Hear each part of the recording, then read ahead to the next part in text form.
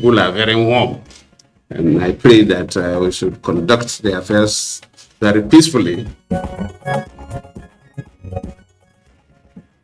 Former President Goodluck Jonathan appeals for peaceful conduct of the 2023 general elections.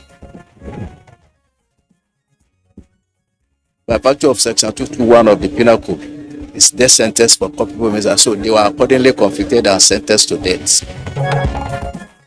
3 students sentenced to death over murder of Blessing Olajide.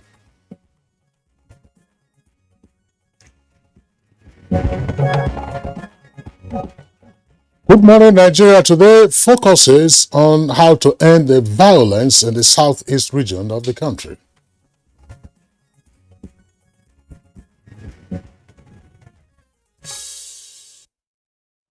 While no zone or state in Nigeria is immune from violence, security governance in Nigeria's southeast is particularly worrisome due to the worsening security situation in that zone.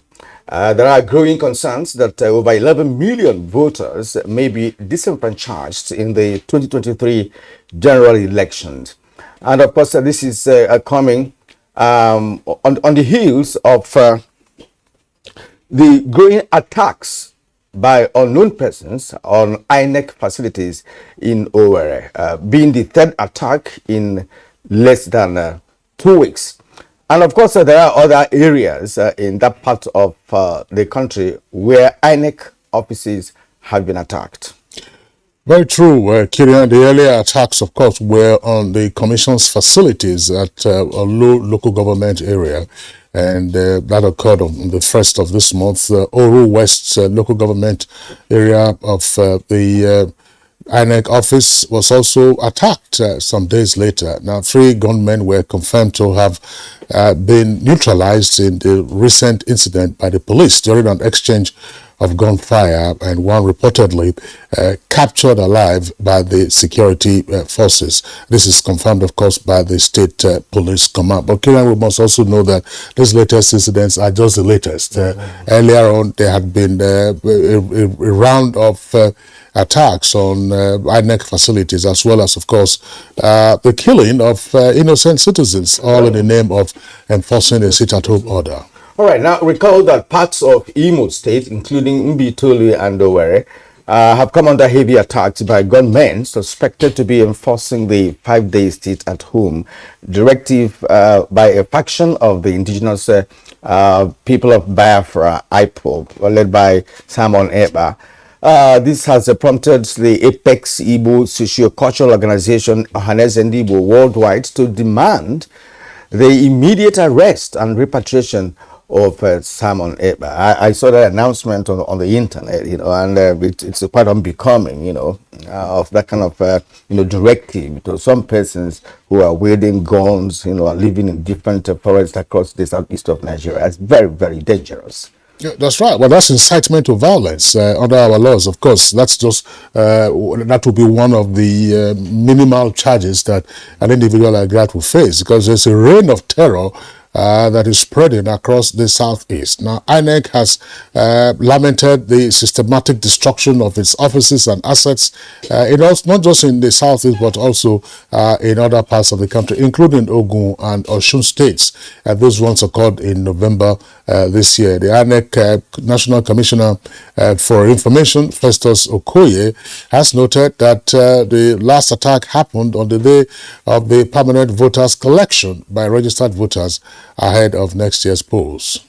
Now, following this attack, Ebonyi State Governor David Umahi, in line with the directive of President Muhammadu Buhari, actually ordered the security operatives in the state to shoot on sight any civilian seen holding guns. I hope this serves as a strong warning to any individual or group of persons who may be intending to jeopardize the next year's elections. And also, I hope that the security operatives will be proactive, and of course, try to utilize information from the citizens to be able to function effectively. That's in terms of proper information gathering. That's right, Kirian. Sometimes it's unclear just precisely what is happening, the kind of lawlessness that we are seeing in that part of the country. Which is not to say that, of course, every other part of the country is necessarily immune, as we said at the beginning, from this. But this is systematic, and it's been going on for far too long. There was a respite at some point, and then suddenly IPOB is back again, said to be a faction. We don't know the role of Ibubeago in trying to quell all of this, but the security forces are striving for their best to ensure that the situation is contained. But of course, it turns out that every now and then there are reports of violence, and this is of topmost concern to Nigerians. Now, data from INEC has indicated that the Southeast has nearly 11 million registered voters, while some 900,000 PVCs are ready for collection by new registrants. Now, INEC could not commence the collection exercise on Monday this week in Anambra State as a result of fear by its personnel as well as registered voters. And this was on account of the threat of possible attacks by hoodlums enforcing the sit-at-home order being observed in the entire Southeast region. Yeah, well, of course, we learned that it's also partially observed because in some places people defied, of course, to get their business done. Now, though the Nnamdi-led IPOB, which had earlier ordered the every Monday sit-at-home as part of the group's strategies to persuade the federal government to free their leader, Nnamdi Kanu, following widespread condemnation of the order by the people due to its severe effects on the economy and well-being of the people in the region, the order was cancelled by the same faction, or should we say major faction, led by Nnamdi Kanu. Well, that's the curious part. Then suddenly a faction now wakes up and says, look, there's a 5-day sit-at-home order. How do you enforce that? And how do you expect a vibrant and economically vibrant region to be paralyzed for 5 days? And what is the basis of this order that was given? What is sought to be achieved? We do know, Kirian, if you recall on Good Morning Nigeria, we had discussed the economic cost of the Monday sit-at-home order. Billions are lost every time that sit-at-home order on Mondays was being observed. And then suddenly, if this is a power show, one faction says, look, sit at home for 5 days. And the destruction is happening right in the Southeast, where the commanders of the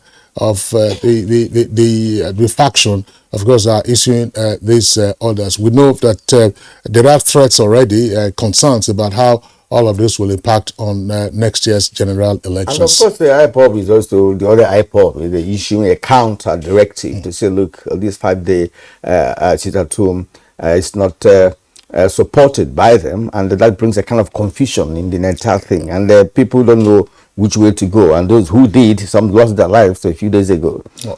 Unfortunately, but of course, we're looking at how the violence can be brought to an end, so that one, of course, is the holiday season, and we know how the Southeast doesn't joke with the Christmas and New Year festivities, and shortly after that, of course, we'll then be facing the general elections, and then later on next year, there will also be the national census. So, how do you ensure that peace returns to the Southeast? That's our focus on Good Morning Nigeria today. I would like to welcome you to the program. My name is Kingsley Osadolo.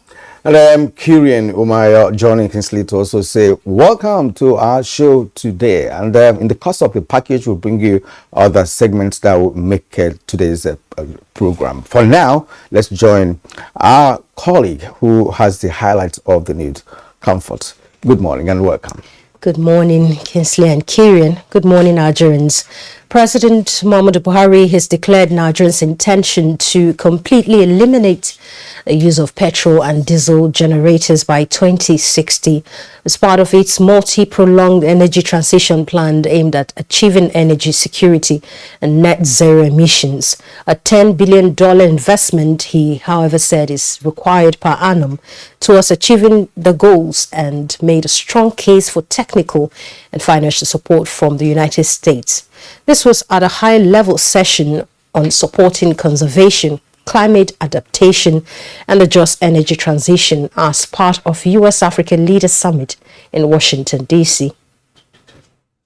Transition. Its renewable energy potential is second to none.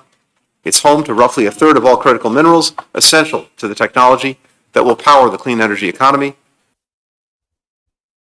Also, President Muhammadu Buhari says Nigerian youths are its promise for a better future, and solving their problems remains his administration's top priority. This was while exchanging views with a delegation from the Abuja Foundation led by its Secretary General Sheikh Al Mahfoud bin Bayah.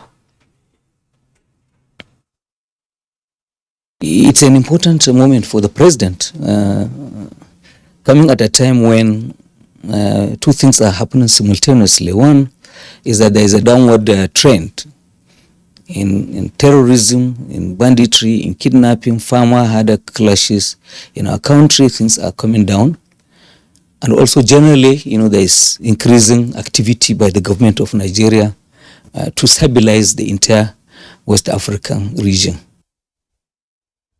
All attention is on Africa, with the ongoing U.S.-Africa Leaders Summit in Washington, D.C.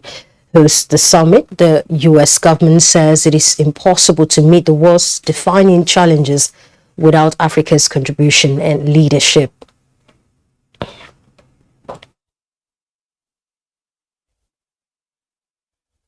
You will easily discover the limitless opportunities that exist on the continent, from the ingenuity of the youth population to the critical minerals necessary to power our future through technologies, to the burgeoning private sector industry that could create opportunities for millions across the globe.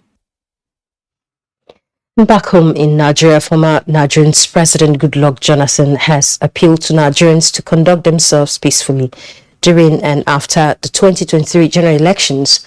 The former president stated this in Lafia when he met with Nasarawa State Governor Abdullahi Sule.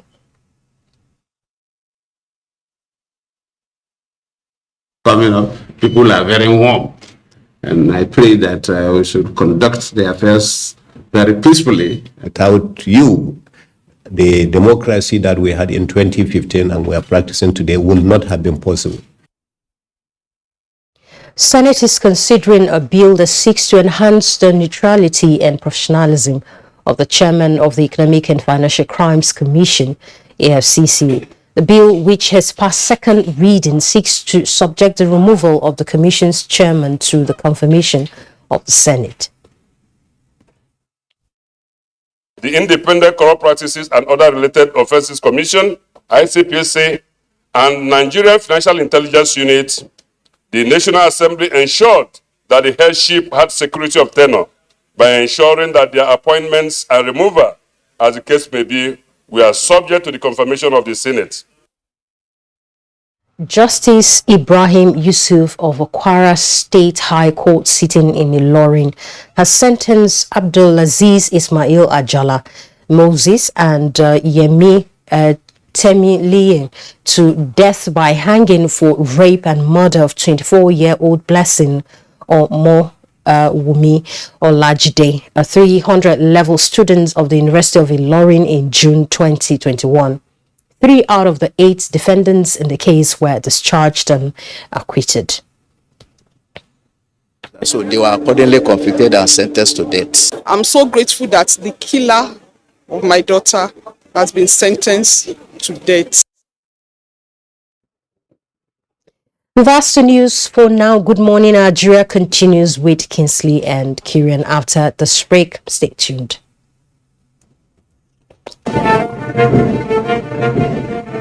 They swore an oath to serve our fatherland and defend the people. They traded their freedom, comfortable homes, and mortgaged their lives on the battleground for our unity and peaceful living. These are the great, fearless, loyal, and committed Nigerian armed forces who risked their lives courageously to safeguard our borders. But in the line of duty, many never returned. Nigerians, arise, let's celebrate our fallen heroes. Put on the remembrance emblem with pride to support the incapacitated and families of our fallen heroes. The occasion gives cause for reflection and reminds us of the sacrifice made by our armed forces in preserving the unity of the country. All ministries, parastatals, religious and corporate bodies to donate generously to the emblem appeal launch. Send your donations to this account. Account name, Emblem Appeal Lounge. Account number 393-200-7526. EcoBank Nigeria PLC.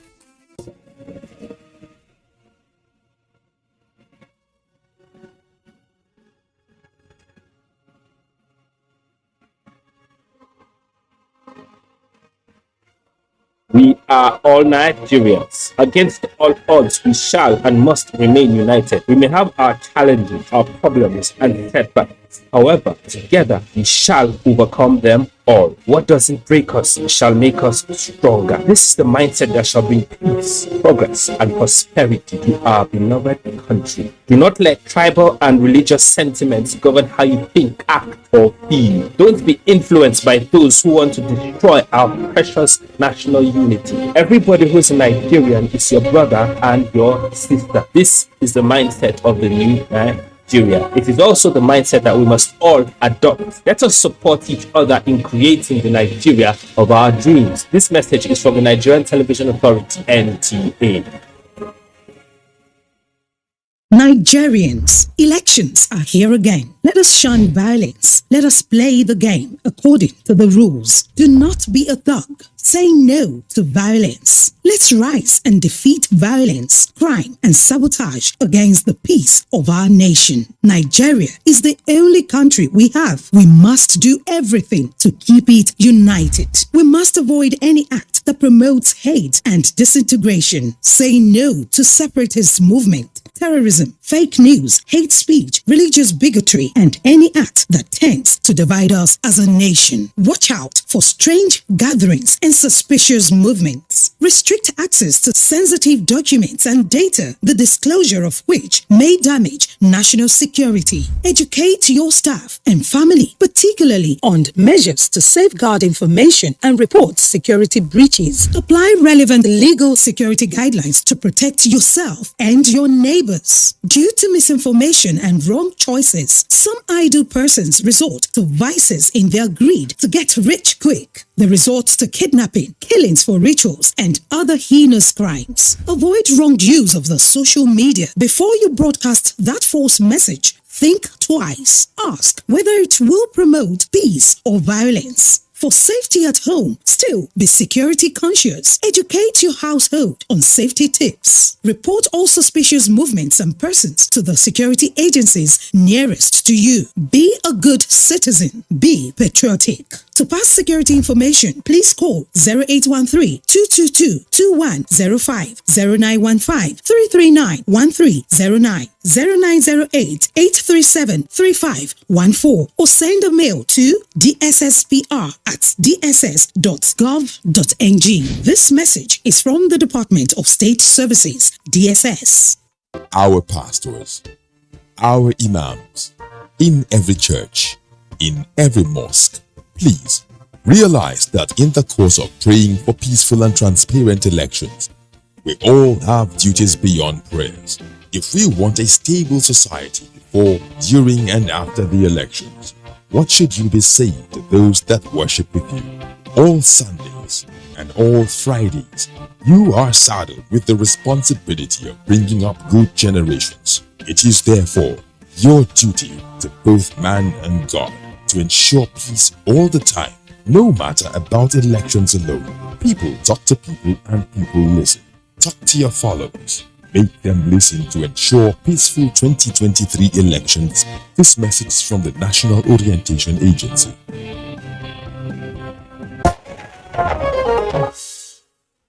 And this is Wednesday's edition of Good Morning Nigeria. Thanks for staying with us. Now to business. Economic analysts call for more focus on the real estate sector to aid economic growth. Details with Kunle Adeye on Business News. The real estate sector is one of the most profitable ventures and one of the indices for measuring economic growth. The level of infrastructural development also says a lot about the economic status of a country.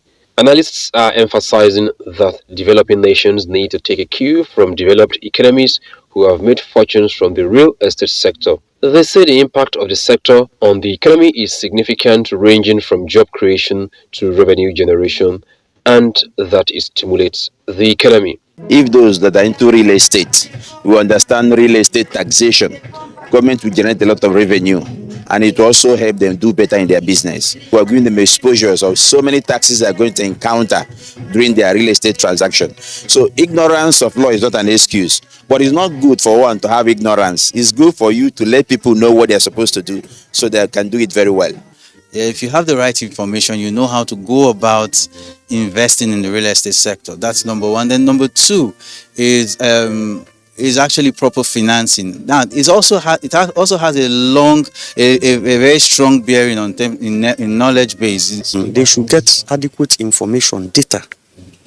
Yes, of the populace. How many of us are there? How many of us are supposed to have their own homes? How many are having?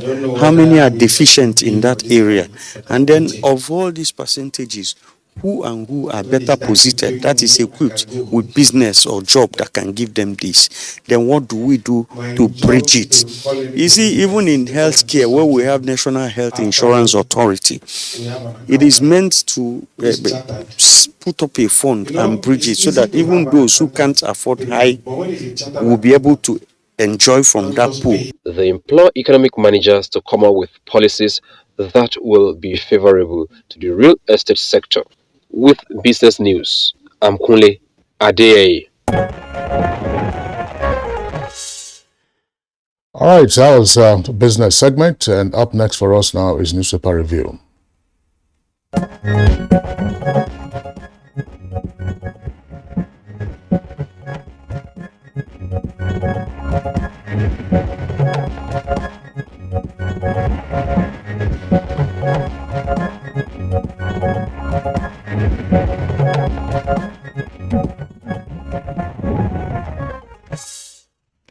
Let's now welcome Chukwudi Waja, our newspaper reviewer.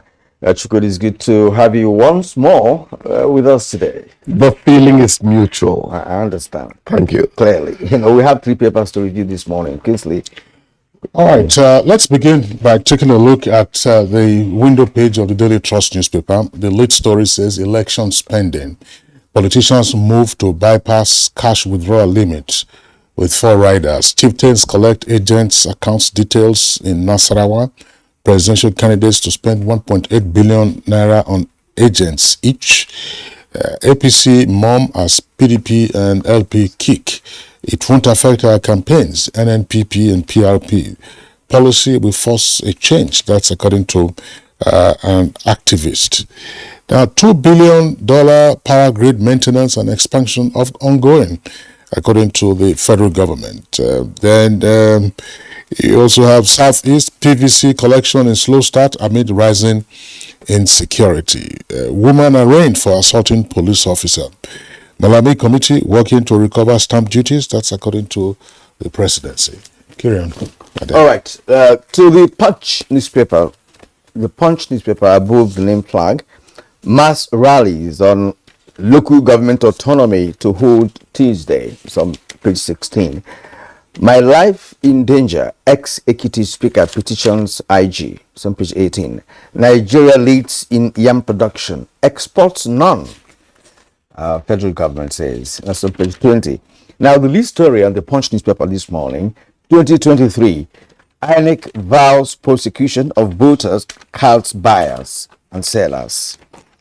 INEC vows prosecution of voters, cards buyers and sellers. Our 2 riders to that commission insist on beavers to combat PVC fraud. Police working with INEC to track riggers. That's Force headquarters. All right, and photo story there on the Punch newspaper. Well, of course, the intending buyers at the public auctioning of profited vehicles by the EFCC. All right, below that, we have Senate postpones hearing on cash withdrawal limits on page 11. Terrorists kill 3. Kaduna youths decry attacks. That's on page 4. Majestic Messi secures Argentina's World Cup final spot.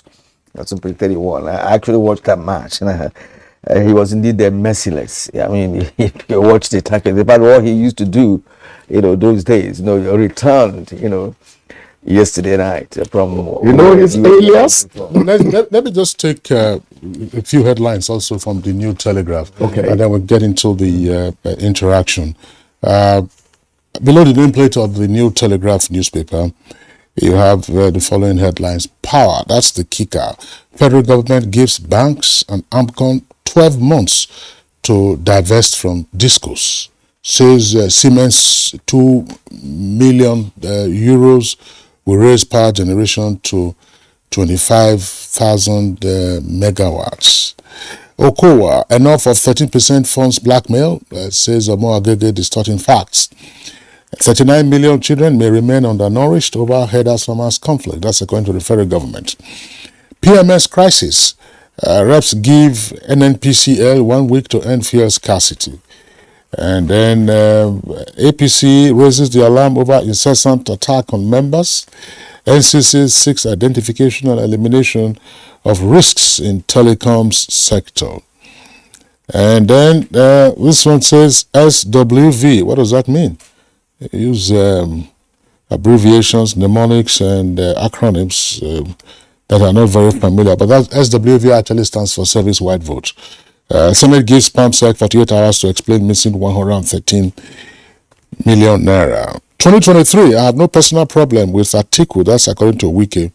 And a study says women who take more steps daily have lower diabetes risk. All right, so Kirian and Chukwudi, you're back to... yes, I was going to remind Kirian that Messi's alias is La Pulga Atomica. Yeah, exactly. If you fill in La Pulga Atomica into Google, it takes you to Messi. Exactly. You know, the other time, Kingsley was not quite interested in the Messi angle of it. He was lamenting Nigeria's absence, which is understandable. But you see, the World Cup has moved to where tactical play is playing out. Exactly. Yes. We just pray for Morocco, to do something, to get something out of the match today. I would like Africa to do something, but my mind tells me that the Parisians, the France might. Yes. Yeah, but I just tactical play. Let me also throw this in because this is the World Cup season, and the final will be played on Sunday. Argentina was in the final in 2014. Yes, and Messi was voted the best player. Yes, and they were up against Germany. One goal against them, and Germany won. So they're back in the final now. And then after losing their first match. Yeah, that was a round robin. That was round robin. Yeah. I'm sure anybody who watched that match yesterday, the brilliant goal for me was the third goal. Yeah. If I were the referee on the pitch, I wouldn't have awarded the penalty that Messi scored. That penalty was not deserved. And the second goal, well, of course, a faulty clearance by a defender, and then an accidental hit on the surging attacker. But the real genius, if you may, was the third goal. But you could see that Croatia actually outplayed Argentina. I'm not just talking about possession in the different departments of the game. So, but once you suffer that penalty, and then you suffer the second goal, of course, it becomes about captured Croatia's dilemma. Yes, they have no finishers. Final third conclusions do not favor them. Croatia has the history of coming from behind. Right, so that first goal should have deterred them. But what I think happened was that in as much as they have outplayed Argentina in all the departments, but being capable of utilizing opportunities that are open, both sides had opportunities. And my best goal was the one that the young man picked from the middle of the field. Alvarez moved from there. And the accidental hit was as a result of the effort he put in, the speed. Unfortunately, and he scored beautifully. No. It was the clearance. He tried to clear while he was on the move. No, gentlemen. Ultimately, gentlemen, I mean, it's the result that matters. Exactly. Yes, it was surging towards goal, but you also had the goalkeeper who was in goal. Yeah. You also had two defenders who were there. So it was in the process of the defender clearing. Of course, once you are in the 6-yard box, what you just need to do is to defend your goal. And then the ball struck him, and then they went to the net. For me, the goal of the match was the third goal. The defender who should have swept Messi away was again being cautious against conceding another penalty and so on. Well, we'll see what they will do on Sunday. Yes, before I quickly go to our first headline from the Nigerian angle, what's happening to us? Alvarez, incidentally, is overshadowed by Haaland at Man City. I'm praying he comes to Arsenal. Okay. Gentlemen, bypassing cash... Not coming to Enugu Rangers. Which Nigerian football Insurance is there. football club So, wanted let's Ronaldo? go to. Was it Wiki Torres? Please go to what you want. Go back to Bypassing cash withdrawal, I'm asking here, what would the Daily Trust be talking about here? Party stalwarts collect agents' account details in Nasarawa? That does not mean much to me, because if they are collecting their account details, it's about transfer. It's not cash there. So I see this headline as a storm in a teacup. But what matters to me is that they're not kicking against the limits, as it were. Now they are rather beginning to think about complying. How do we circumvent, or rather, how do we go about not disobeying the policy, but still making sure that our party agents are going to get their monies, and everything will be seamless, flawless in terms of cash distribution to get the work done. I am happy that that's where thinking is going to. There's a committee set up, for the recovery of so-called trapped stamp duties. That committee is headed by the Attorney General and Minister of Justice, Abubakar Malami. Now, Garba Shehu had to speak up yesterday following a rather interesting allegation that about 89 trillion naira is trapped. Stamp duty, funds trapped. And Garba Shehu had to come out to not debunk it, but say that it sounded a bit spurious, because if 89 trillion naira was lying somewhere, that's enough to pay off, the debts with 10 trillion naira to spare. The important thing is that accountability is shown to have happened to Nigerians. Let us demonstrate that accountability has happened. Somebody has raised the point. Muhammad Gudaji Kazaure, who was secretary to the dissolved committee, was talking in terms of supporting, the claims by the consultant. Maybe somebody is trying to attract attention. Let us find out what the truth is, okay? Quickly, the last one for me here, 2023, INEC vows to prosecute buyers of voter cards, as well as sellers of same. We give them the benefit of the doubt, because if you remember, just 3 weeks ago, 2 weeks ago, about 2.5 weeks ago, two persons who were trying to do a fast one with PVCs actually got arraigned, and one was convicted. So INEC, to me, is beginning to bite rather than just bark. Cases of vandalism that might happen, arson that might happen during the elections, how are we kitted up to address these? These matter to me, and I think we're moving in the right direction. Yeah, well said. I'm also concerned about the Okoa statement on Omo Agege's the distortion of facts, according to him, with respect to the 13% derivation as it concerns Delta State. My worry really about Delta is not as if I have any special interest, but somehow it's one of the rich states in the south part of this country. And I mean, when I read the story about pensioners, who were blockading government premises and demanding for their pension to be paid, I felt so bad about it. I mean, this is the second time I'm raising this concern, but because if you don't have the aged in your home, you will not understand what we're talking about, especially when such person spent all his life working for government for 35 years, and after retirement, you can't even pay the gratuity, the bulk sum the person could use to start up something. But now that monthly stipend, if you like, I mean, that they get, you cannot pay it. I mean, and you're talking about taking care of people. You can't take care of the aged. In fact, in our constitution, it should be enshrined in our constitution, because elsewhere, they are accommodated in budgeting, in the budget allocation and what have you. So, I mean, it's so worrisome. And it's not just in the state, even in Enugu state and other states across this country, pensioners are owed. You know, Kingsley has not said something, so let me allow him say that. But I support the pension angle there.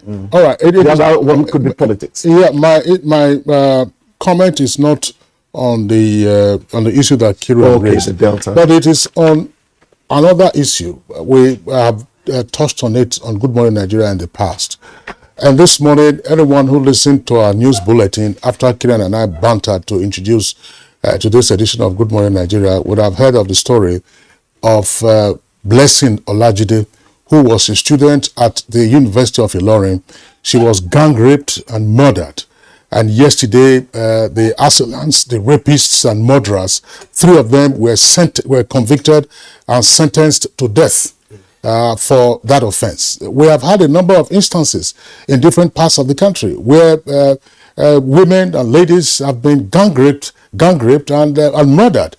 So there's justice now for the family of Blessing Olajide of the University of Ilorin. But we should also remind ourselves, because I raised the issue some months ago. In 2020, Uwaila Omozuwa, who was a 100-level student at the University of Benin during the COVID-19 crisis, was also gang raped and murdered in Benin. And the question is, what is the status of that case? No word. The gang rape and murder of Blessing Olajide took place in June last year, 2021. And they've gotten judgment. They have received judgment. So Uwaila's case was in year 2020. That's 2.5 years ago. What is the status of that case? Added to that, we also recall we discussed this on Good Morning Nigeria. There was a young lady, there was a toddler, virtually, Hanifa in Kano, who was kidnapped by the proprietor of her school and then eventually murdered. All right? That case went to court. The accused person was tried, convicted, and sentenced to death. What is the status of that death sentence? Has he appealed the death sentence, or has a warrant been signed for the execution of the death sentence? Yeah, these are really issues where we have to tackle, perhaps in other editions of Good Morning Nigeria, as we bring you newspaper review on daily basis as part of a segment of the program. For now, let's appreciate one more time Chukwudi Umwaja for being here this morning and for doing justice to the analysis that he brought to bear this morning. Gentlemen, thank you for having me once more. Okay, all right. Now, this is Good Morning Nigeria, only on the network service of the NTA. We'll take a short break now. When we return, of course, our attention will be focusing on a major topic. Stay with us.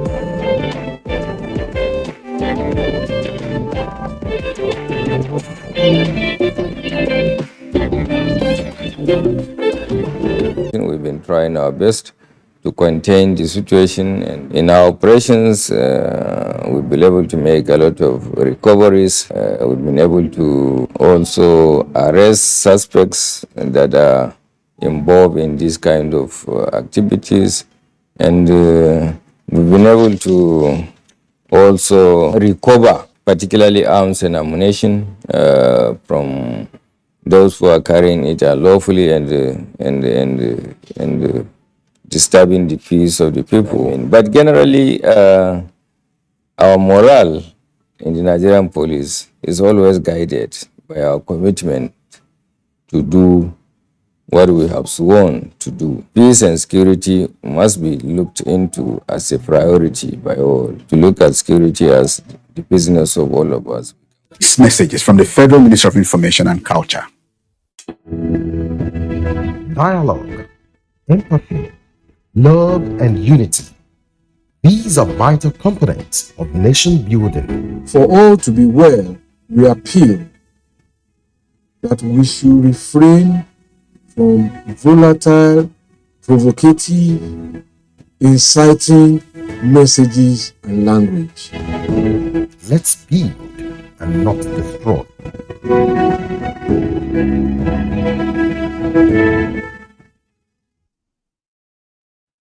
What we face mostly now are flashes of cowardly attacks from the rump of groups that have been routed in one location or the other, moving to another to give the false impression that they are still strong. Our ultimate goal is to eliminate them altogether and restore total and lasting peace over every inch of the Nigerian soil. Sounding tall, but take it home. We are determined to ensure that every inch of the Nigerian soil is safe. That determination is there.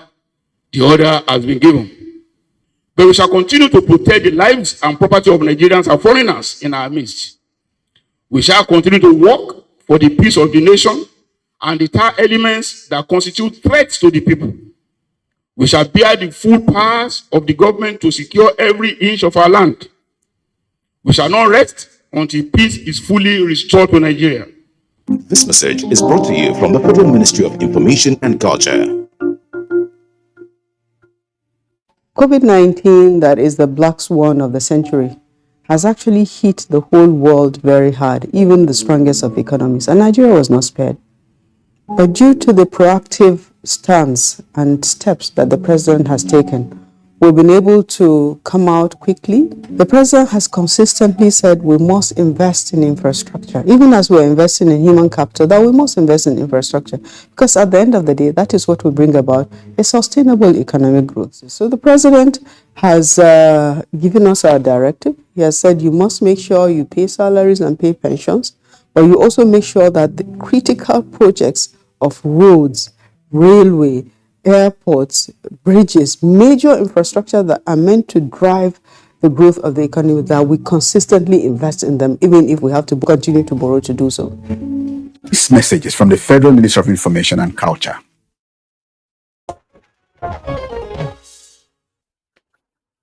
All right, well, thank you for staying with us. To begin our conversation on ending violence in the Southeast region, let's now take a look at this package put together by Joseph Oseng.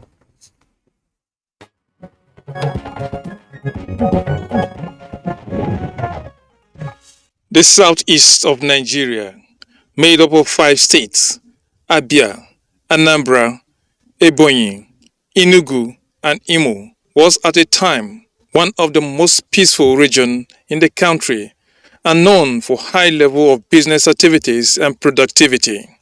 Sadly, many fear to travel to this same part of Nigeria these days, following increasing violent attacks on individuals, public facilities, and even security formations. 2 days ago, 3 gunmen were killed when police repelled an assault on the main office of the Independent National Electoral Commission, INEC, in Owerri, capital of Imo State. In the same month, a self-acclaimed factional leader of the indigenous people of Biafra, Simon Ekpa, had earlier declared a 5-day sit-at-home in the region from December 9th, even as reports have it that the order was disregarded. In many parts, violence and killings that accompanied previous declarations linger fresh in the minds of many. Increasing violence in the southeastern states of Nigeria are said to be largely associated with renewed secessionist agitation by the movement for the actualization of the sovereign state of Biafra, the indigenous people of Biafra, emergence of the Eastern Security Network, and other groups. However, developments are indicating criminal elements are taking advantage of the agitations to rob the citizens of peace and socio-economic activities that have been their mainstay for years. Media reports collected by Council of Foreign Relations shows violence attack between December 13, 2020 to December 12, 2021 resulted to 636 deaths. Security formations and other government organizations are among the most hit. In 2021 alone, 46 police stations and 8 police checkpoints suffered attacks, with 103 officers reported murdered. The National Electoral Empire is facing a Herculean task of conducting elections in the area as assaults on its facilities intensify with the 2023 general elections drawing closer. INEC confirmed the last attack in Owerri was the third on the commission's structure in the same state in less than 2 weeks. The federal government has applied the kinetic and non-kinetic approaches to quelling the mayhem, while other concerned Nigerians and groups continue to seek dialogue to end the crisis. Yet, there is no clear sight to the end. With all the efforts adopted so far, what next is on the table to bring lasting peace in the Southeast? A question guests on Good Morning Nigeria will brainstorm to provide answers soon.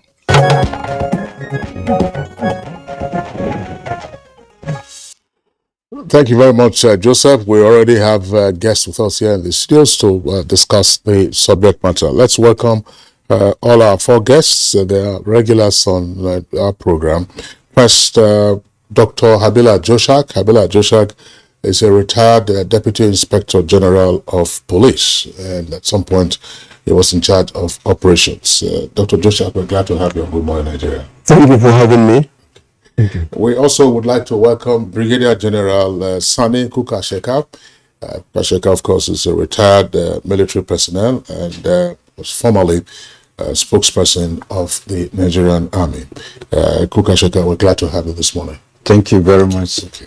All right, and then of course we have Chief Great Imo Jonathan. He's the public relations and the media consultant.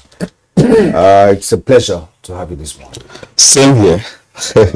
Chris Aguirre, the DG Flag Foundation of Nigeria. It's also good to have you today. Yes, thank you very much. Good morning, Nigerians.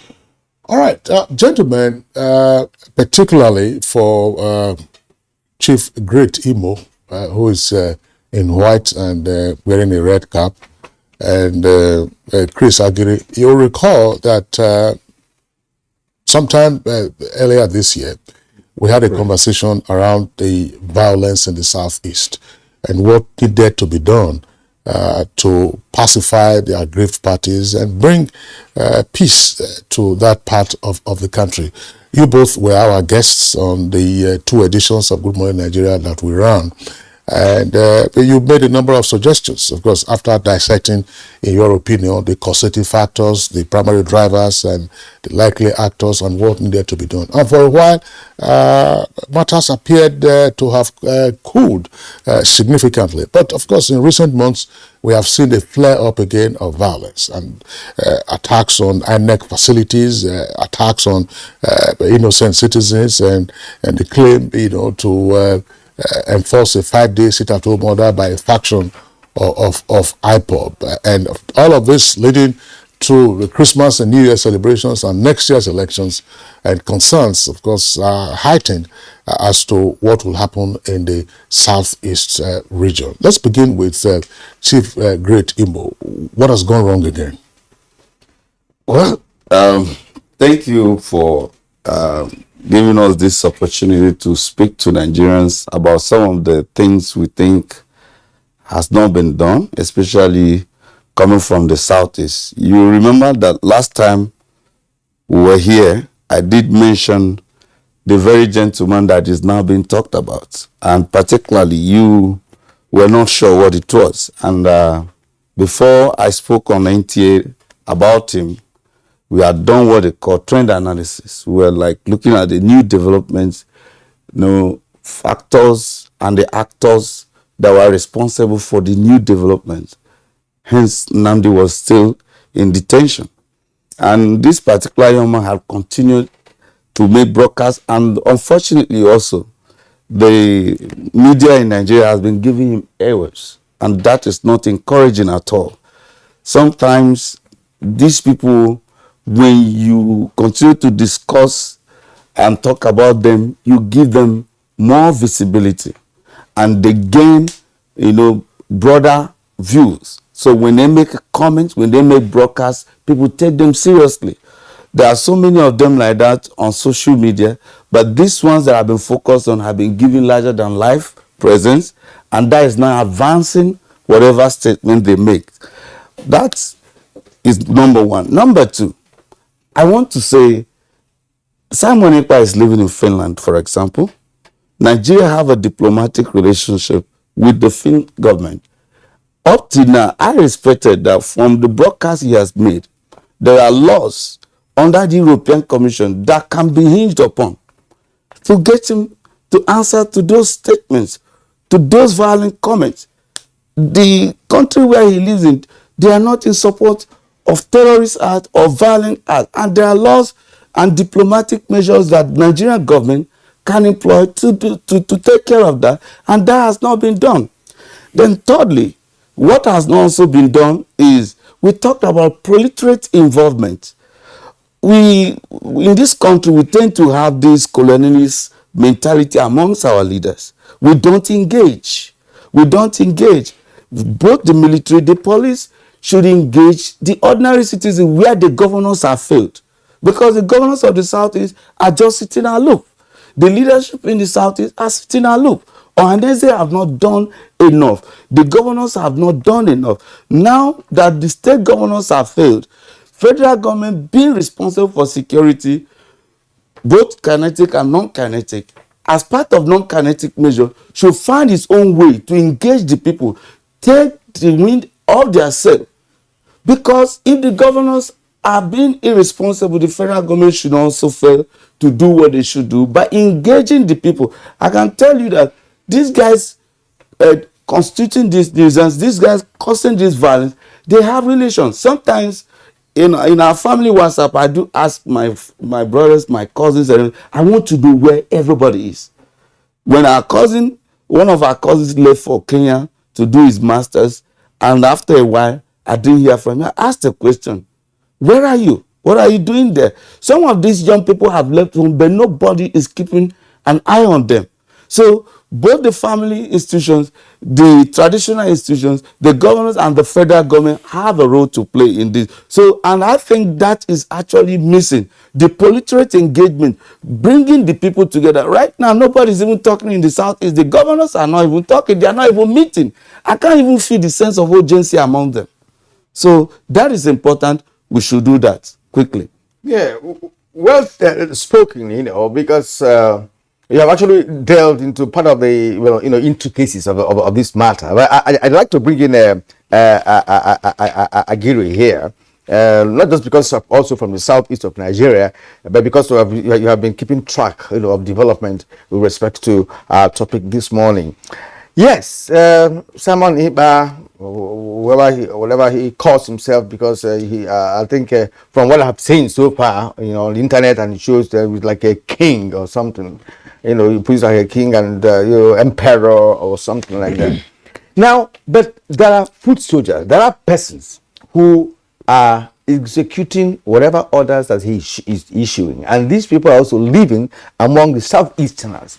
And there are some spots, for instance, in Enugu, Anambra, and elsewhere, there are some spots, where whenever they're trying to enforce this at home, something must happen there, right? And again, in Anambra, when Soludo took over Anambra, it was almost chaotic, because when they were criminal offenses, some from unknown persons as they refer to themselves, and then some gangs, some other criminal gangs, who have actually keyed in, into that. So, what is your perspective to the current situation now, because it's becoming unabated?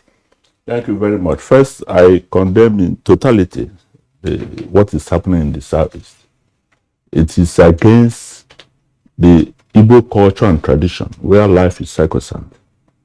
In Igbo culture and tradition, anybody who kills must be killed.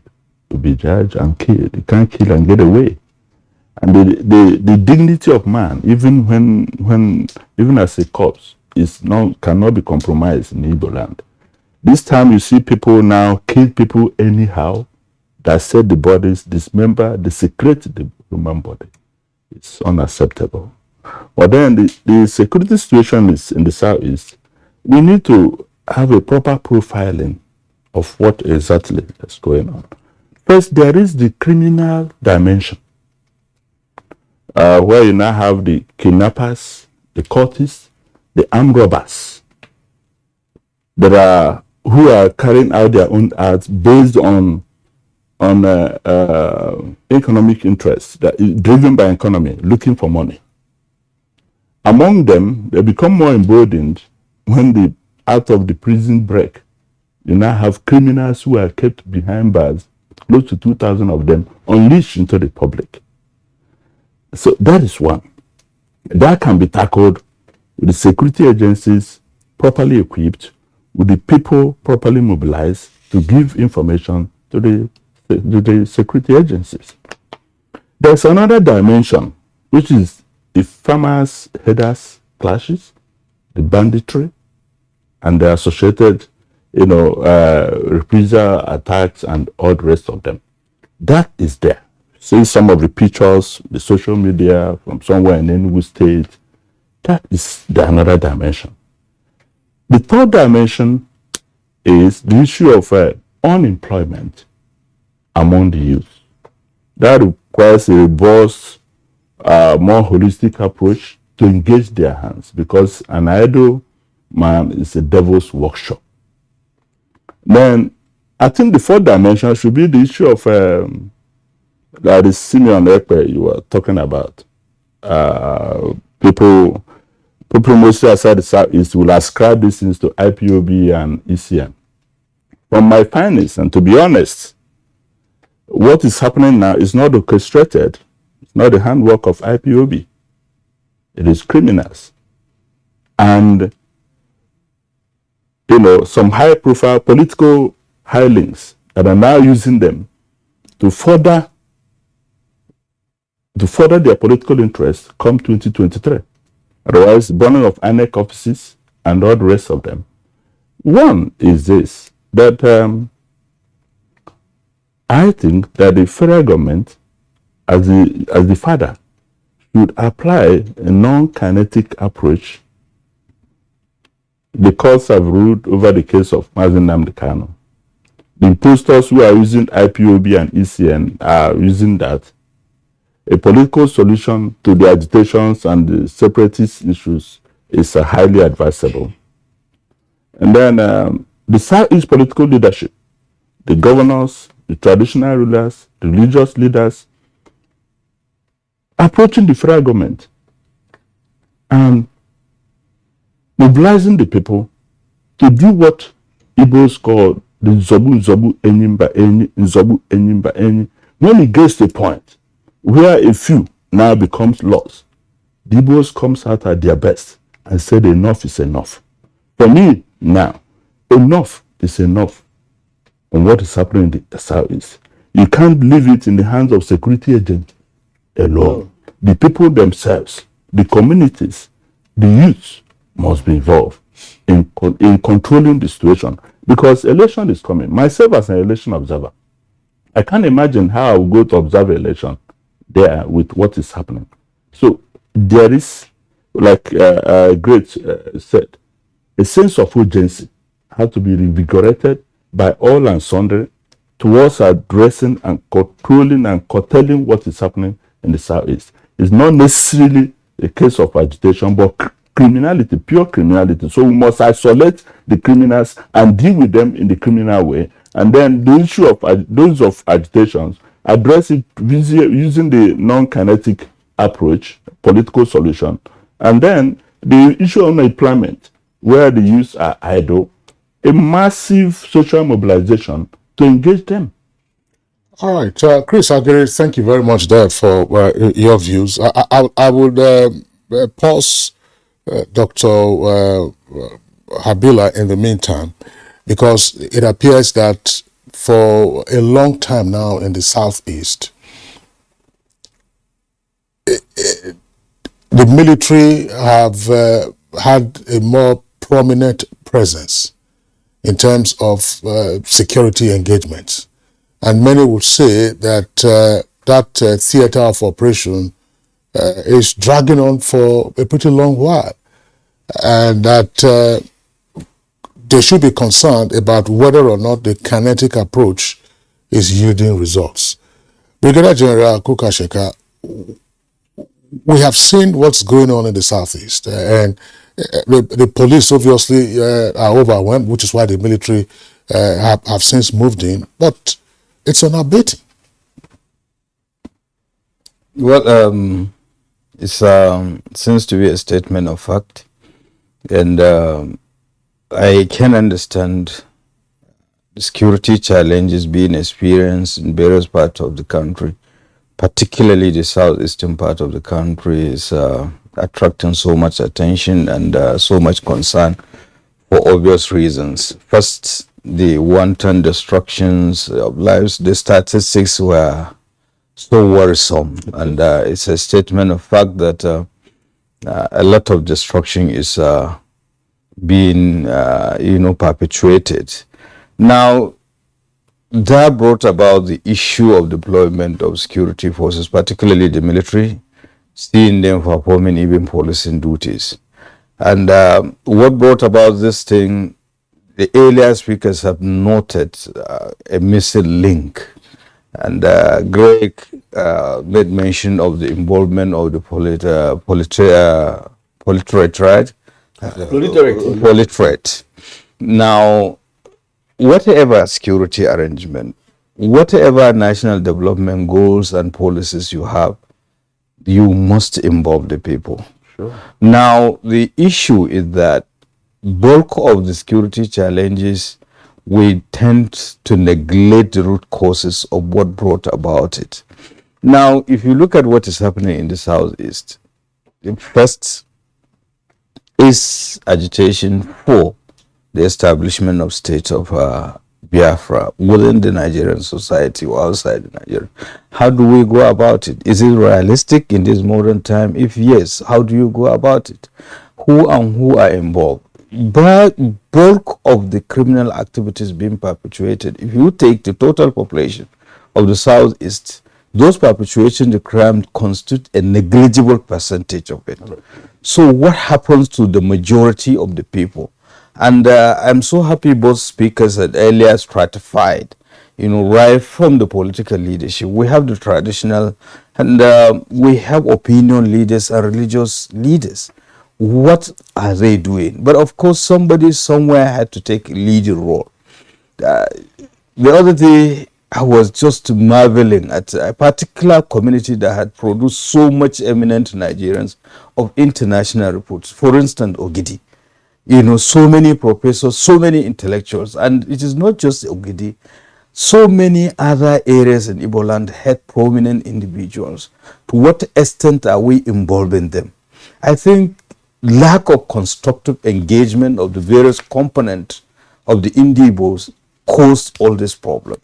You cannot, in this modern day and time, think violence can achieve anything, because every agitation, at the end of the day, you sit on the table to discuss. We have seen several instances, even among the developed countries. So why is ours so different? And in most cases, the rate of casualties are the same kith and kin. So I just can't imagine why somebody will ask you to get matches and petrol to burn your father's house, and you gladly do it. Where will you go to? These are the issues.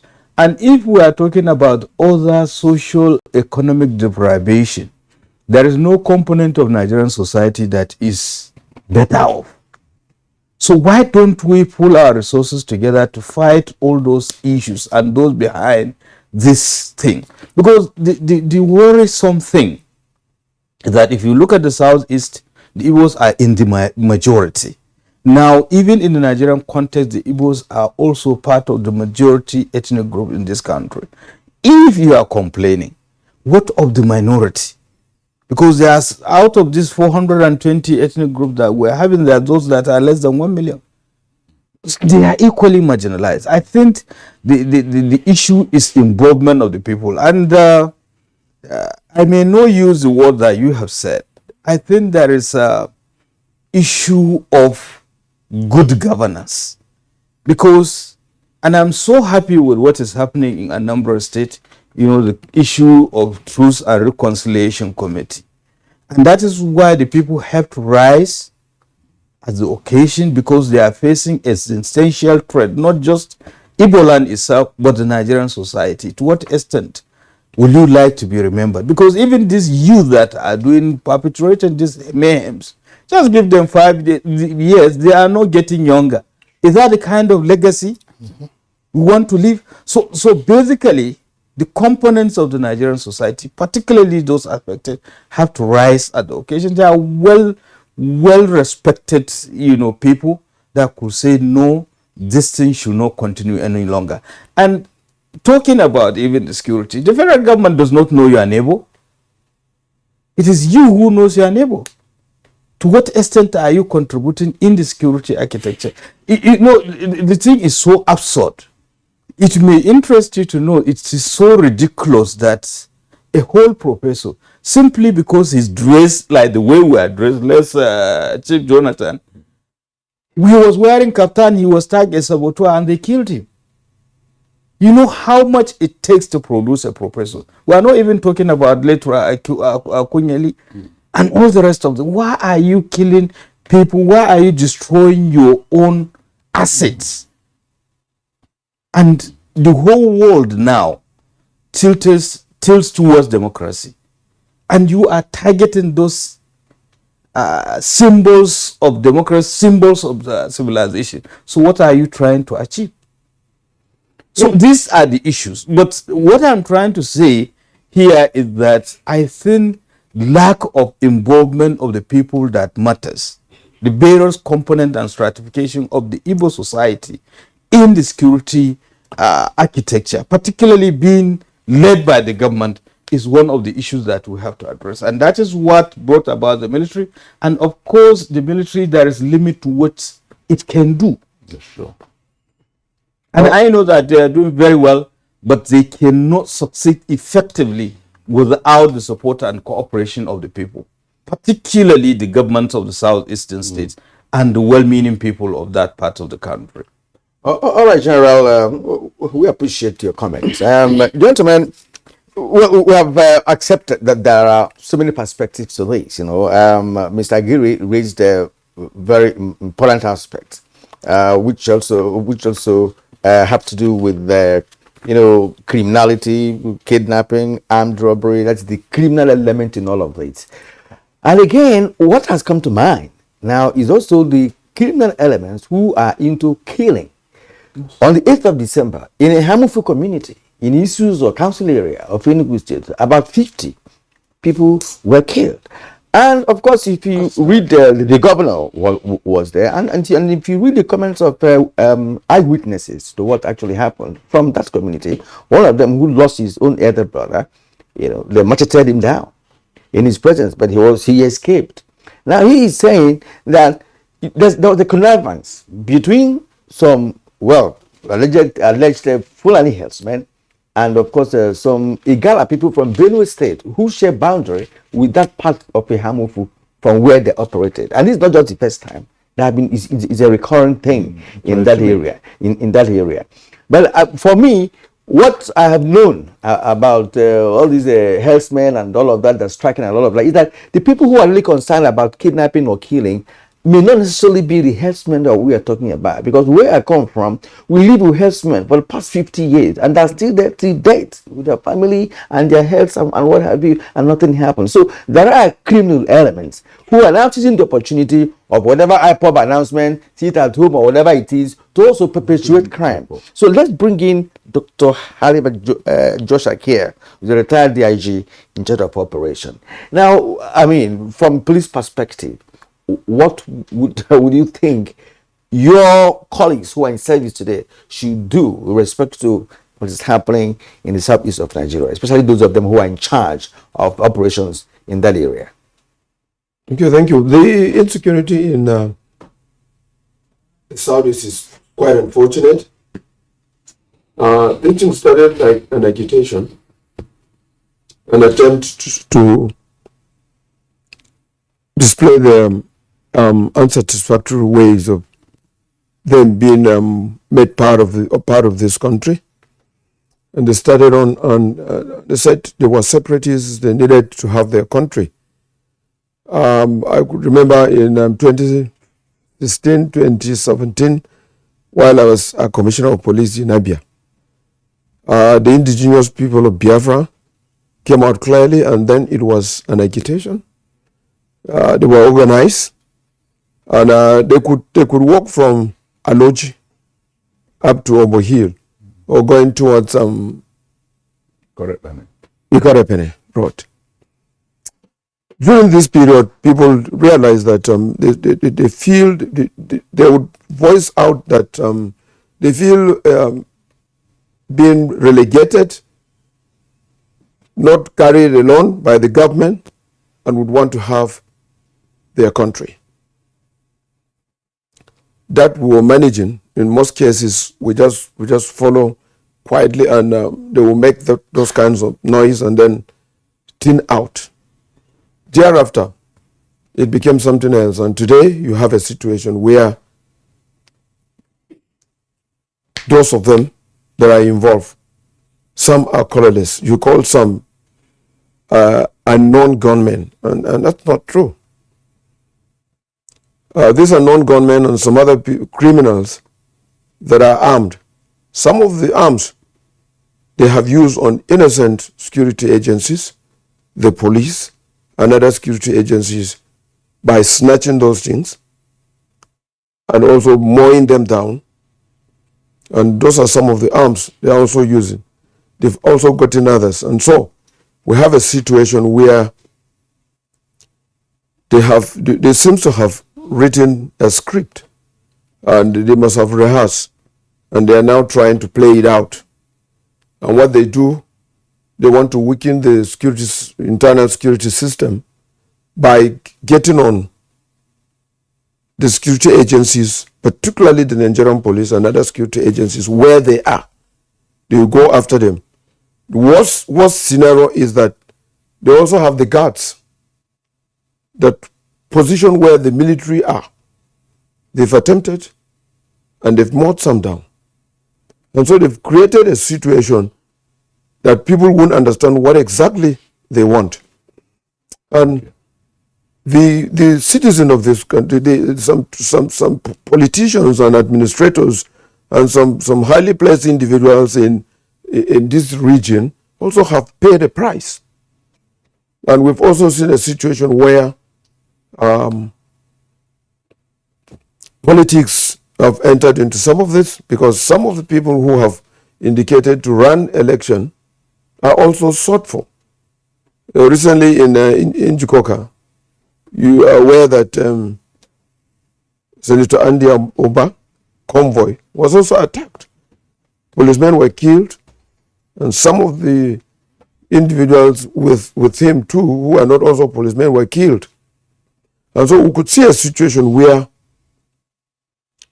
it's a very colorless thing, and we're also thinking that the way they are going is going to be very destructive, because traditional rulers and elder statesmen that have spoken in an attempt to calm them down and educate them and remind them of the consequences of some of the things they're doing have also been mowed down. And so election is quite here, and they are now trying to target INEC facilities to make it impossible for them to run this election as it went due. And I'm saying that yes, the security agencies could do a lot. The military also can be brought in an internal security affairs to also douse this. But the casualty the consequences of this action of asking security agency to do the needful is to bring them down. And if you bring them down, there are also consequences. And so I think that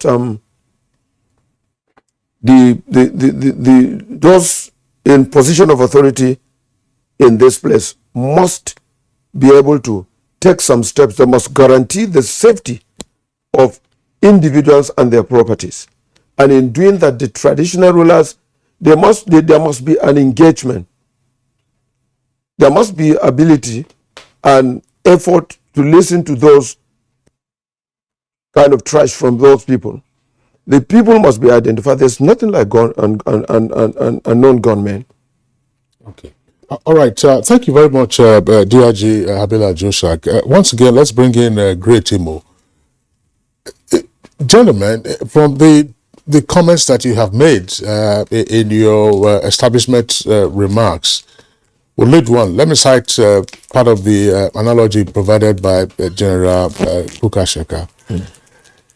That the sheer senselessness of the violence going on in the Southeast beggars belief. That it's like somebody gives you a keg of petrol and a box of matches and says, look, go and set your father's house alight. Yes. And then you burn down your father's house without you asking yourself, where are you going to pass the night? And then one night, 2 nights, and so on and so forth. Which then raises the specter, as has been suggested in some cases, that is it that this is just a clear case of pure criminality? Yes. Kidnappers, arsonists, cultists, armed robbers, or there are probably agents provocateurs. There's, fifth columnists, persons who are coming from outside to foment trouble, to ensure that the Southeast is ungovernable, and to continue with that act of senselessness of saying, look, burn down your own father's house, kill your own people, disrupt your own business activities, and make your place hell. How does one understand this? Great. Well, in trying to solve this kind of problems, all of this must be on the table. All the variables must be taken cognizance of. Their likelihood that some people are coming from outside. Are they just insiders? Is it political? Is it because we are now in a political season? Are there other issues related to it? All of those, nothing must be left off the table. Everything must be put, because in trying to solve the problem, you look at those variables and you begin to analyze them one after the other. And also, yesterday I was trying to explain this to someone. Why should a young man of maybe 20, 25 years who is still in his prime, who is supposed to be, pursuing life, decide to be engaged in this kind of activities, ready to die with his life? I discovered that a lot have gone wrong before now. You notice that some months ago, there was this outbreak of scenario around the Southeast. And follow up to it, we're discovering shrines in forests, in bushes, in farms in the Southeast. Some of these young people were not only initiated, they were drugged out of their senses. And I bet you some of them have gone beyond, they are no longer in this realm. They have to be molded into these animals to be able to get this indoor, because like you said, how can someone, have the mind to destroy his own people, and you say you're fighting for freedom? It's either this person is not part of his people, either he's a stranger, or this person has been molded into something else, complete animal, to be able to think that way and to do it. And I think those are some of the effects of the prevalence of drug, and also lack of parental care. We've talked about it long time ago. We see a lot of young people growing up in the Southeast now without care. I remember once we were growing up in the Southeast, after we left Lagos, in the Southeast, another person's father could send you to buy something or query you for any action. These days, you don't even talk to young people. Sometimes you see them smoking their lives away, all manner of drugs. Some of them are uncoordinated. They have no vision. Everybody's just looking for money. Some of them have been tricked by politicians. Some of them have been, something has gone wrong, because there's looking at those who are from the Southeast, who are perpetrating this thing. And also, we see that the proliferation of light arms and weapons also a problem. And we must look at how the border controls, because sometimes we talk about border, people look at Lagos, and there are fringe borders around Cameroon and all this, and you know there's Ambazonia crisis going on in Cameroon. Some of them have been radicalized over there, because if you followed up what was happening on social media, you notice there was a time they had interface. So if you follow up to all of those trends, yeah, some things have gone wrong. Then also, like you mentioned, we are in election period. During the last election in Anambra, that was when we were here. The whole thing went up, and this time we are witnessing. And let me even say for us to take note, I was reading a comment on social media. I would really not like to mention him. Somebody was saying, this person is contesting election. This is happening in your place. You are not making a comment. And it's supposed to be a general election now. Some people are already politicizing it, playing politics with it. So sometimes it makes you want to think, is there a possibility that some people outside the Southeast are even instigating it, maybe because they want to get at somebody? So when you hear such comments on social media, it's either the people somebody wants to appropriate the crisis, or there's even a possibility that such thing is going on. That could be fit columnists. It could be false flag operation or whatever. So every variable must be put on the table. In solving the problem, nothing must be left out. Yeah, I quite agree with you, and many Nigerians will too do, because all variables must be on the table, because nothing can be ignored at this point in time, because all manner of remedies, in the past could not yield any result. General Kukasheka earlier on talked about constructive engagement, and that's what I'm going to take you on now, Mr. Aguirre. Constructive engagement with respect to all strata of leadership in the Southeast. We have what we call age-grade administration, where I come from. That is about the lowest level of administration in Igbo land. Age-grade administration. We normally have an association, health leaders, and what have you. And in same manner, there are also other leaders within every community in Igbo land. Now, let us expand it to mean states, for instance. What should be the role of governors of the Southeast of Nigeria in all of this? They all have what we call security votes. And in fact, some government houses are barricaded. That of Enugu has been barricaded for the past 2 or 3 years now, that nobody, goes through the government house. That's an indication that, of course, the man at the helm of affairs is not comfortable with what is happening. But what we're not talking about is what has he been able to do, and what has the Governors Forum of the Southeast of Nigeria been able to do collectively, as a collective exactly. We know about Amotekuna. That's an old story now, but it's very effective as far as we can understand. Now, what should be the role of these persons in charge of administration in Enugu, Anambra, Imo, Abia, and what have you? Should that Ebubago was there, but we don't know what is happening about Ebubago. That has also been politicized, if you ask me, because Ebubago, we hear Ebubago operating in Ebonyi State, for instance, and there is none operating in Enugu, and there is none operating in Anambra, for instance. So is Ebubago now factionalized, or did it exist collectively in the first place, or is it a kind of one-man show because it's only in Ebonyi that we hear more of Ebubago these days? Constructive engagement. But before I get into that, let me chip in this. We're talking about fifth columnists.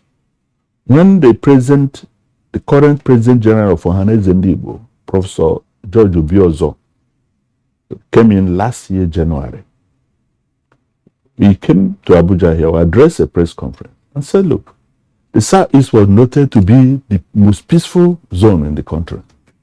But once the the clamor for Nigerian President of Southeast extraction took a life of his own, there was an offshoot of insecurity in the Southeast. So we're not ruling out the issue of fifth columnists. They may have been using these criminals to perpetuate this evil in the Southeast. Constructive engagement, yes. And that is it, because it's about the people. The Southeast political leadership And by the way, I'm sorry to leap in here. Yes. Judge Obiozo's house was burnt. Well, it was burnt, yes. You remember? Yes, of course, yes. That's why we're not ruling out the fifth columnist too. Constructive engagement. The governors are the number one political office holders in the Southeast. They exercise political power and authority, executive power. The governors must of necessity show leadership. It is the governors at that era that will be the rallying point at that level. Before we talk about religious leaders, other lower ranks in political authority. The Southeast governors should be challenged. It's disappointing that their house is burning and you're busy chasing rats. A lot of them are busy politicking, jumping around the country, whereas their homestays are burning. That is very disappointing. And then they must come together as a political unit, as a sub-regional, power and authority to mobilize and galvanize the people. And in the same way of collective engagement, constructive engagement, Abia State currently, for a long time, is the most peaceful. Abia State ought to be the melting point of IPOB. Why is it not so? Because from the look of things, the political leadership in Abia, the governor, engaged the people, engaged the traditional rulers, the youths, engaged including the agitators. That is why you see Abia peaceful. These things that is happening in other ones are not necessarily in that dimension in Abia. What you notice in Abia is issue of core criminality, armed robbers. And of course, the Zobu Enyimba Enyi is melted, Aba is the melting point. And they are traders. Anybody that comes to tamper with their destiny, they will go all out. That is in that regard. So it's a call and that's a matter of urgency for the Southeast the governors themselves, the senators, the House of Rep, the speakers. That should be a Congress of political leadership. Yes, political leadership to engage the people. The Igbos that I know, when I reference to Zobu Enyimba, and Enyimba is elephant. When an elephant is marching, there's nobody you can't withstand it. It requires the people themselves to be mobilized and say, look, enough is enough. We can't allow the few amongst us to destroy the entire Southeast. The Southeast economy is failing. Let nobody be deceived. Will the money sit at home? Are the people happy? They are not happy. But out of fear of these same criminal elements, ex-convicts, you can see the people that the police were able to get, that came to Bonn. Look at those class of human beings. These are, with due respect, to human life. Those are more or less working cops coming to live life. If I look at the number of military officers and policemen that have been killed in the Southeast, me as a projector of the Nigerian flag, I feel so sad that these people, not in a war situation, they came to enforce peace. And then they are being killed. And then engaging the people to, like we said, the police, the army, their civil military relations should come alive. Sometimes we have also had cases of high-handedness of the military and the policemen in the Southeast. And you see the people, they complain and complain and complain and complain, and no attention is given. That must be those reports. Pay attention to that, because with election in the Southeast in 2023 with this current situation is doubtful. And then we should also look into the fifth communist that wants to undermine their political opponents. There's nothing the average Nigerian politician will not do to make sure that he wins the election. Exactly. All right, Chris Agiri and the other gentlemen as our guests on Good Morning Nigeria today. We'll take a short break now. When we return, we'll continue with the conversation.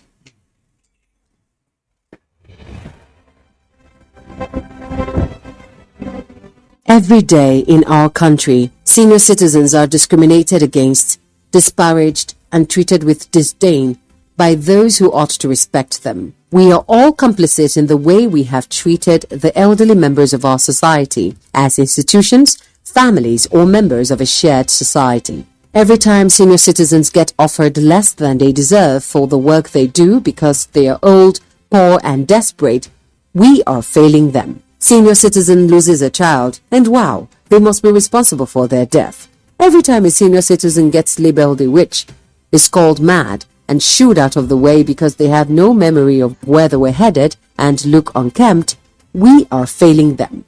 We say, abeg, it all old, make it do die, make everybody for rest. To ailing parents, uncles and aunts. That's discrimination. That is neglect. When you see an old woman getting beat up and being accused of witchcraft, do not turn the other way. Stop and teach people that white hairs, wrinkles and hunchbacks are no evidence of witchcraft. Aging comes with a memory decline. Sometimes it's not out of place to have elderly people lose their way, forget details of their lives, and how to properly take care of themselves. When they get to this stage, they deserve your empathy, not scorn.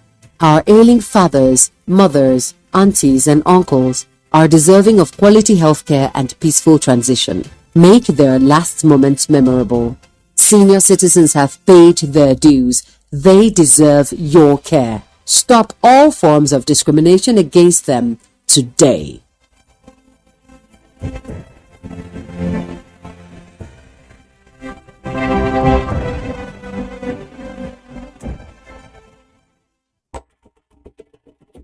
To every politician, as the campaigns gain momentum and passions begin to rise, remember, the errors of your opponents do not make you a success. Do not run down your opponent and inflame passions to violence between and among your supporters.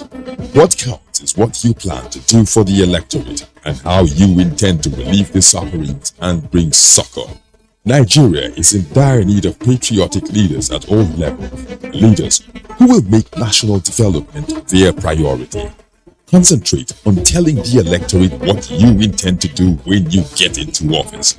Focus on making your vision clear to the electorate. Don't engage in verbal abuses, fake news or speeches. Keep dealing with issues that will bring progress.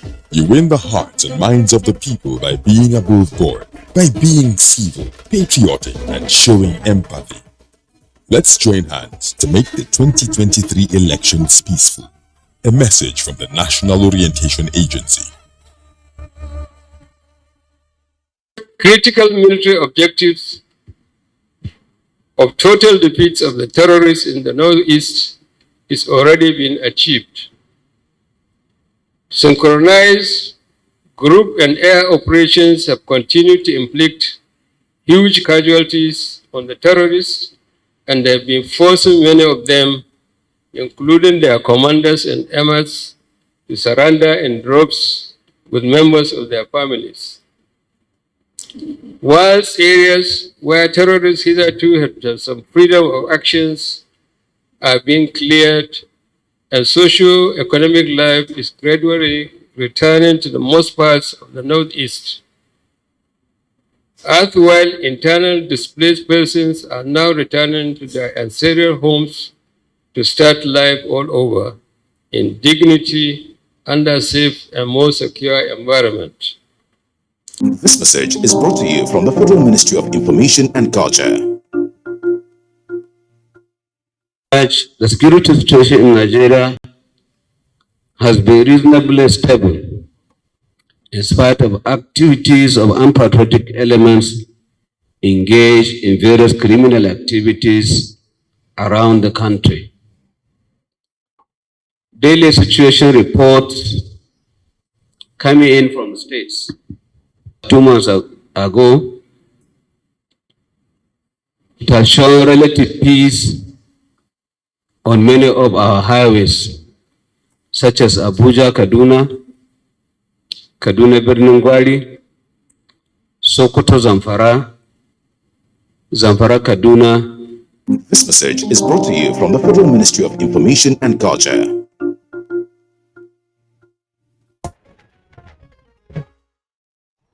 All right, yeah, welcome back, and it's still Good Morning Nigeria. We're live on NTA's network service, Africa's largest television network. Our 4 guests are still with us in the studios, and the conversation, of course, is around how to de-escalate the violence in the southeast of the region, and ultimately, of course, reduce it to the barest minimum.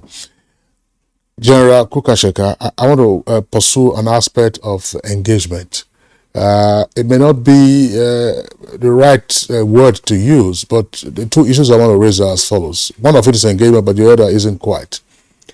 We've talked about how jailbreakers have been unleashed on the southeast after the storming of the Owerri prison. And we also saw that in different parts of the country. Benin, for instance, during the NSAS crisis. We have also seen a number of jailbreaks, Kotonkarfe in Kogi State.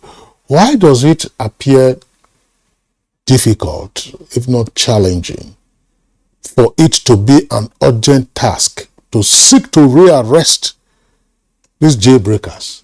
Because those of them who have been picked up are those who have gone out to be committing other crimes, and in the course of committing those crimes, you apprehend them. Or 1 or 2 stray elements, they get picked up. But there appears to be no dragnet to say, look, at Owerri prison or correctional center, we had 2,000 prisoners who are on the loose. And wherever we find them and wherever they are in this country or around our neighboring countries, we'll get them back into the can. That appears not to be an item on the plate. Second one, in terms of engagement, great Imo pointed out that Simon Ekpa, who is issuing directives to elements in the southeast, not just directives, inciting violence, inciting terror, is somewhere in Finland. I don't think I read about Nigeria's diplomatic engagement with Finland on this matter. And in the meantime, men and women of the Nigerian military are keeping the peace in that part of the country, where Simon Ekpa, who is in Finland, is issuing directives for the levying of war against the Nigerian state and, in some cases, the elimination of security personnel. Why have we not deployed these measures of engagement, reining the jailbreakers, and then also diplomatically engage with Finland? I know you don't work in the foreign service, but I thought I should raise these issues. No, but it is quite okay. First and foremost, let's look at the issue of jailbreak and what have you. And I think it calls for critical evaluation of our criminal justice system. Now, the correctional service in itself, it is one of the most important and, of course, the last rung of the criminal justice system in the country. What is the level of relationship between the correctional service and other components that makes up the criminal justice system? Now, if we are looking at our criminal justice system, we have sufficient laws. People commit crimes or offenses, but they are given mild, sentences. Sometimes a murder case, in a few years' time, you will see the person on the street and what have you. And there were unpalatable reports of even exchange of, of personnel. You can even stand in as prisoner for another person that is well-to-do. To what extent have we checked all those things? That is issue number one. Issue number two, what is the level of the relationship and synergy of effort among the component systems that make up the criminal justice system, the judiciary itself, the policing system, the correctional service, and the people? Because if you look at the National Security Strategy 2019, it has allocated roles and responsibilities when we are dealing with these issues in the Nigerian society. To what extent are we espousing them and who is coordinating what? And unless you address those issues, we still have to have these issues, lapses. Then, issue of to what extent, how secured our correctional facilities. You have instances, we have seen it with the medium security correctional facility in Abuja. All manners of people were lumped, including those whose offenses are very minor and they are awaiting trials, and terrorists that have been convicted. You know, instead of the system to correct people, eventually they learn more terrible lessons, because there were reported cases of armed robberies and other crimes that have been perpetuated or planned behind the four walls of the prison service. So these are the issues you will address. Then, of course, going back to that national security strategy, what are the roles of average Nigerians? And how do you empower Nigerians? Because Chief Jonathan was talking about excesses and report and what have you. Yes, no system is perfect. There could be such things. But what do you do if you see them? And to what extent have you, ensured that the security agencies are responsive to those issues? What are the capacities? What is the training? What is the equipment? So it goes along that way. So unless we do that, we'll continue to have that kind of problem, because they are ready-made tools to mischievous elements, especially at this heightened political atmosphere in this country. They are desperate politicians. They could make use of any means possible to ascend to political powers because of privileges associated. There is so much money, so much power, so much, but nobody wants to go with the responsibility associated with it. So theirs is just to have. So that is issue number one. And it is quite good that Great was Imo was mentioning the issue of the bilateral relationship, what have you, between Finland. Allegedly, Simon Ekpa is in Finland.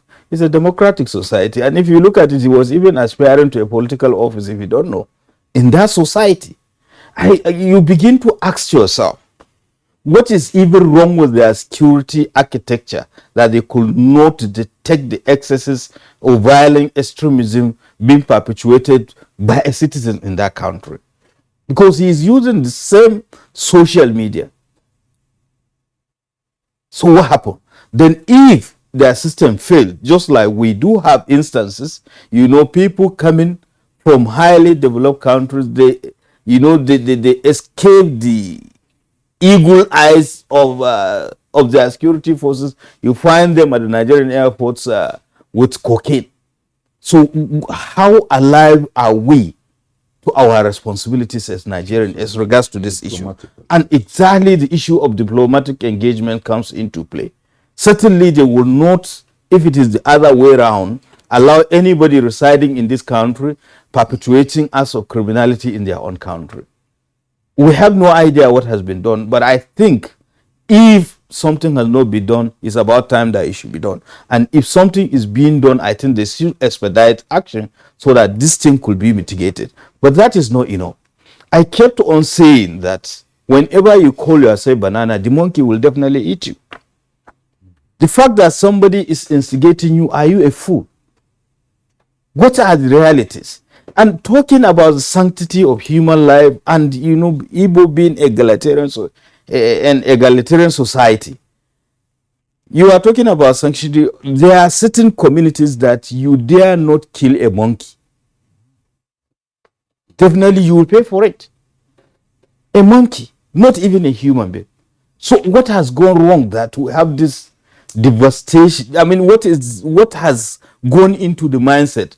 And before we even started, I was reminding Kiran those good olden days in the 80s when he was such a dashing young man. I was also a dashing young man. We were having a good time in Enugu, and he was telling me that the government house now, Okwara Square and Okwara Avenue, Independence Layout and what's up to NTA and having a good time. Some part of it now have been barricaded.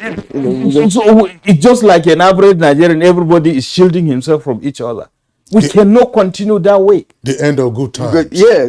Okay. So invariably, General, sorry, I'm not cutting you short, because you were trying to manage the rest of the time we have to bring in others. But you have really made very, very, valid points here, with respect to the references you have made, especially someone like you who has lived in Enugu for some time. You understand the culture of the people, you have a basic understanding of the true Igbo man, having interacted and lived in the area. It is in Oka that you cannot kill a monkey.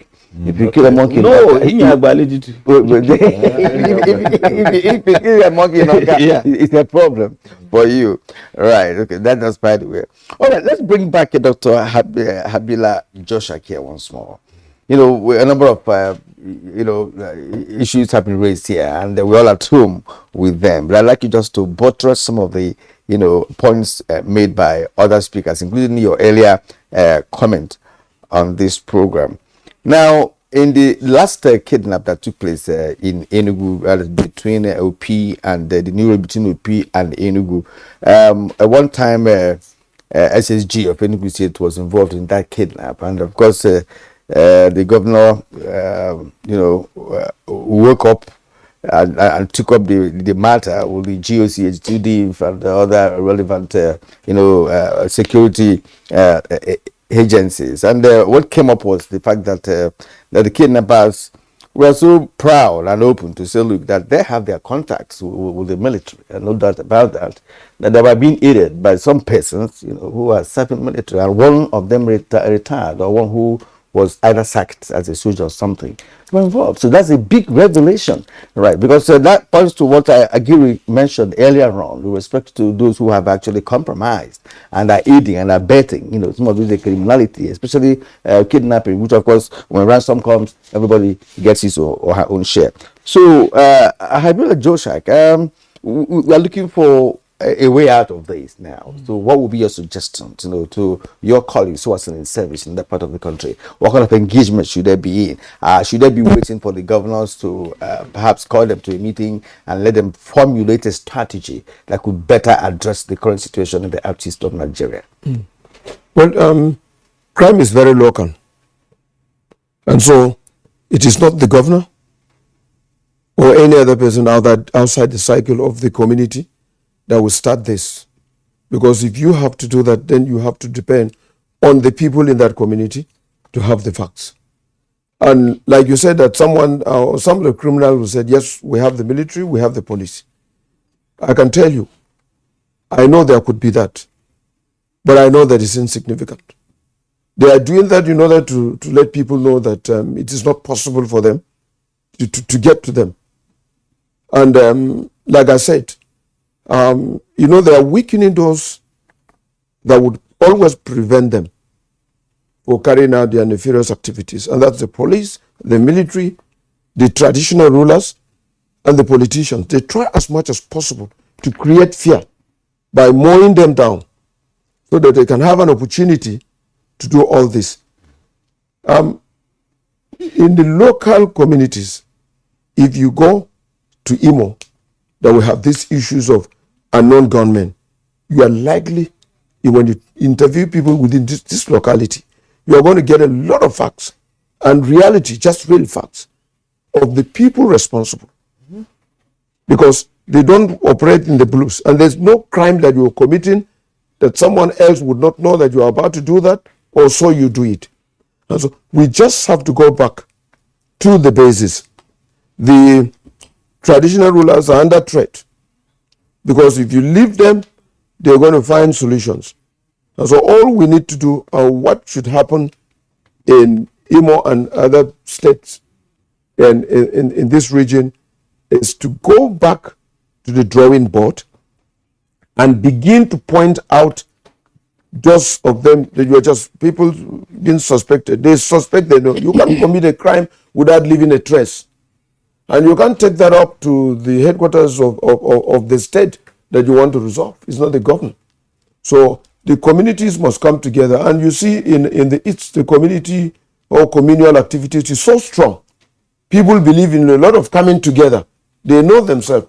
Once there's any issue, everyone is interested. That's right. And so all we need to do, I think the various governors must empower the communities to be able to ask everyone to sit. They know those who have run away and are committing crimes outside their cycle. They also know those of them that are the criminals. But everybody is afraid because there's no one standing to take responsibility by bringing them together and then getting this. Yeah, DIG Habila Joshak, thank you very much for the points you have raised, and more particularly for playing up again the strong community bonds that you have in the Southeast. Great Imo and Chris Agiri, gentlemen, you'll recall that in one of the conversations we had also on taming the violence in the Southeast, we did talk about how these communal bonds can be exploited for the benefit of bringing peace to the Southeast. You remember we talked about using the age grade. Umuada, of course, is women. Talking about age grade, association of professionals, and so on and so forth. Absent politics. Yes. Why is it difficult to truly engage these communal bonds, town unions, and so on and so forth? And so, listen, enough is enough. We are incinerating ourselves. You know, unfortunately, the political class have even bastardized those things. At a time in our state, we knew when the governors were setting communities against themselves because some strong traditional rulers who did not believe, who were standing against corruption amongst this political class, the governors were balkanizing their territories. You see a community of less than 10,000 people having 3 kings, and then all of them were giving staff of office to fight themselves. In fact, the unfortunate thing that have happened to the Southeast is the political class. And those people must take responsibility for what the Southeast has become, a region that produced Mbakwe, that produced Michael Okpara, that produced Ojukwu, that produced Azikiwe. This class of political leaders is an insult on the Igbo nation, to say the least. They must take responsibility for what has happened, and they must go back and kind of make amends before it is too late for them. Is the situation remediable? Chris, yes, there's no option other than to. The problem has to be solved, and urgently too. And it is also about the people. Once the governors as the authority once the governors galvanizes and mobilizes the people. Of course, the traditional rulers are not armed. The criminals are armed. They are daring. They just strike terror, all those killings and all that. Once the people comes together and said enough is enough, and my fellow brothers and sisters of the Southeast, we have no other option than to take our destinies into our own hands and say, look, we can't allow these criminals, we can't allow some of the stranger elements, we can't allow politicians to destroy us as a people. We are being demystified. And so every reasonable Southeasterner, at home and abroad, must join forces with the political leadership and get these problems solved once and for all. It's about the people. Okay, gentlemen, thank you indeed for being here this morning. As a matter of fact, if you go to Southeast and speak to average Igbo man on the street, you'll be convinced that the politicians, as rightly pointed out, have really, if you like, pardon me, messed up the Southeast of Nigeria in terms of good governance and a constructive engagement, not just in fighting crime, but also in governance, in providing the dividends of democracy, honestly speaking. But at this point, gentlemen, we'll call it a day here. I want to appreciate you once more for being here today. Brigadier General Sani Kokasheka, former Army spokesperson, we appreciate you being here. Thank you very much. All right. Dr. Habila Joshak, retired DIG in charge of operations.